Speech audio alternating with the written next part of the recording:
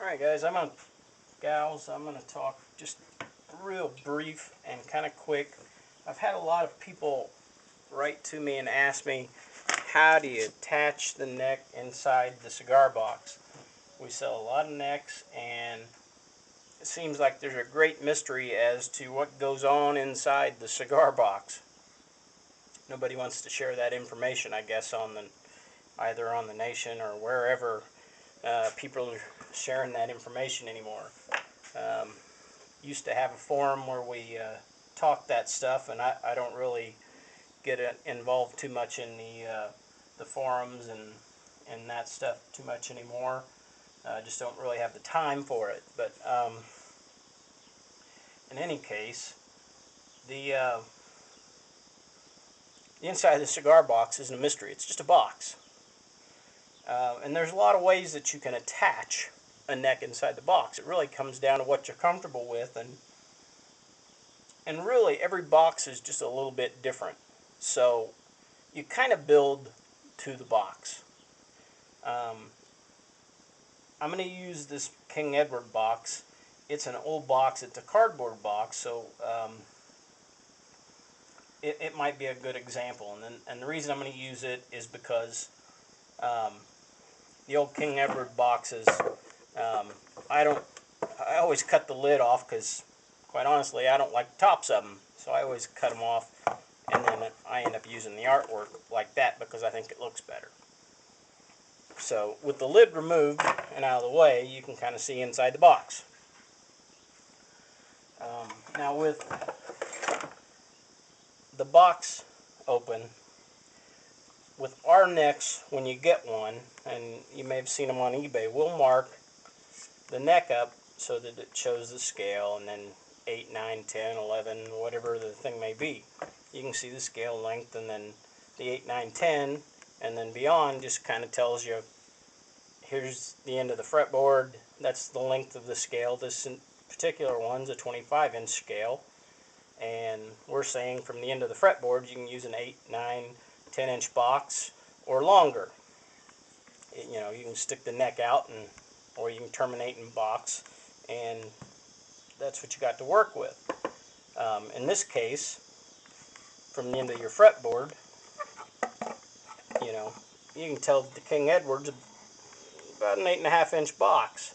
So if you terminate it in box, you'd be there, or you could trim your tail off, stick it out, and you'd be about there. I like to end my necks inside a box, so this particular box, I'm going to end my neck inside the box. I do that a lot. I'll screw a button on the end of there, a strap button or something, and I'll end inside there. I like to put my string mounts on top, and I'll end in there. So this neck, when I trim it, will end up setting down inside the box like that. You can, of course, cut through and have your neck stick out the end and put your grommets on it. Now, once the neck's down inside the box, find a piece of wood that'll set down in there a little better. Once your neck's down in there, those fit down in. Say your neck's down in there, people are saying, well, how do you attach it to the box? Well, if the neck's setting in your box,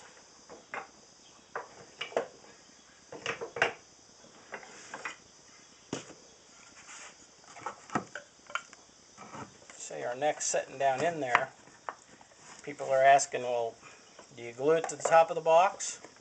Well, you can. You could come up in here and you could glue it to the top. Nothing wrong with that. People ask me, well, do you need to make a cut in here to recess it so it vibrates? You can certainly do that. With some necks I do that. This particular guitar,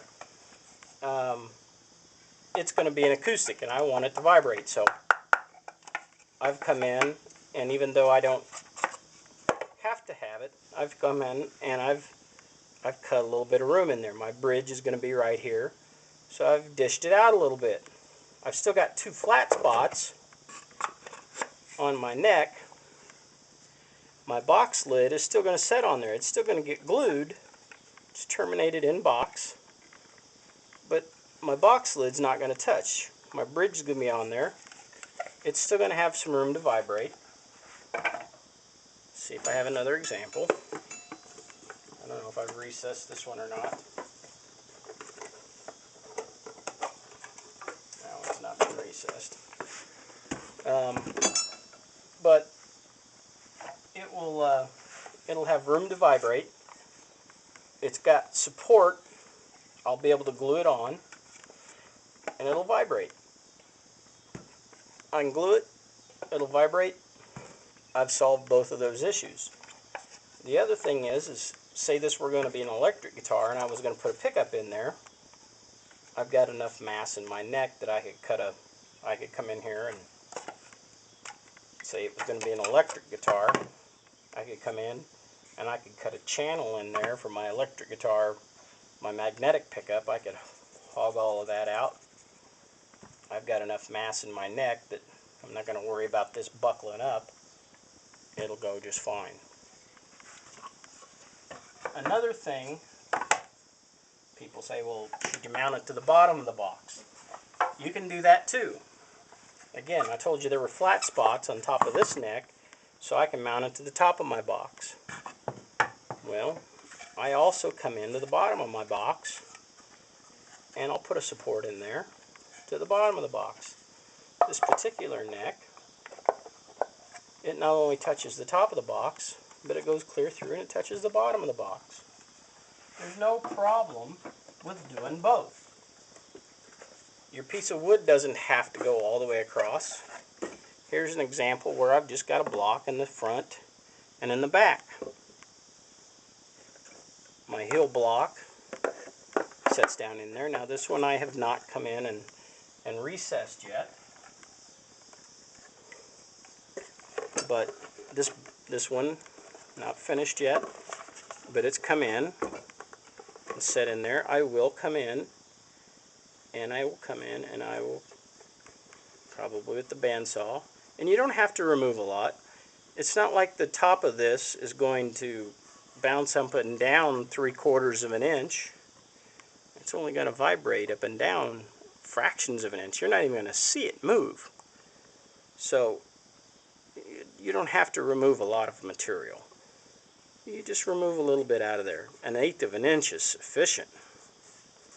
Like I said, you're not going to see that top move. Just remove a little bit. Leave yourself a little bit to support your lid. You don't necessarily even have to glue it. The string pressure will hold it. I like to put a dab of hot glue on mine, just for peace of mind. Know that it's not going to come out. The neck's not going to come sliding out.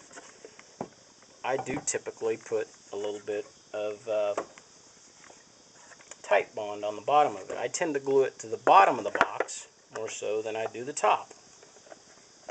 I'll put a little Titebond in the bottom, let the string pressure hold the top, and then it goes. Again, it's not rocket science. People tend to overthink this stuff. They get a little worked up on it. On a thinner box like this one here, nice thing with that is that box is about 1.5 inches thick. The heel, that one's real nice and simple. Again, I'm going to terminate that in the box. Hopefully you can see this. I'll come in here and again, I'll come in and I'll remove a little bit of material from the front to the back. Give that a little bit of room to vibrate. And again, if you're going to do something with a magnetic pickup, you don't need to worry about it at all. Just put your magnetic pickup in there and go. With a magnetic, the more mass, the more you've got to help resonate. You know, that mass just helps give you, it just gives you the sustain. Keep it in there. So again, it's not rocket science. It's not a big mystery inside the box here. You can use hot glue, wood glue. You don't necessarily have to glue it in at all. You know, just just fasten it in.